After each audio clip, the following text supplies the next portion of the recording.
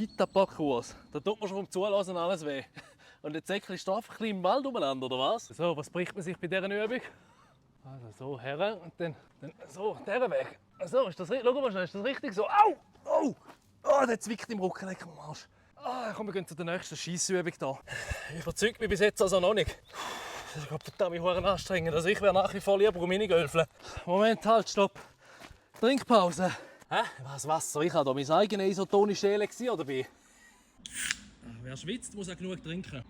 So, jetzt ein bisschen bergab, das ist gut. Da bin ich wieder voll dabei. Bin ein junges Berggeissli. Mit einem Bein. Da geht's so. Au! Das wäre etwas für die Monika. Die hat hier früher noch ganz akrobatische Tricks drauf gehabt. Also noch bevor das künstliche Hüftgelenk gekommen ist. Das ist doch mal eine Übung ganz nach meinem Geschmack. Da ist sogar noch Zeit für eine kleine Brisago. Ah. Und ab. Und der zieht im Kreuz her.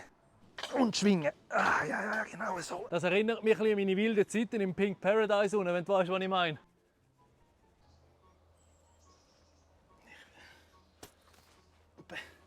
Hi. Bist du so beweglich? Tut mir leid, ich werde aus diesen Hieroglyphen hier nicht schlau. Ich glaube, für heute bin ich durch.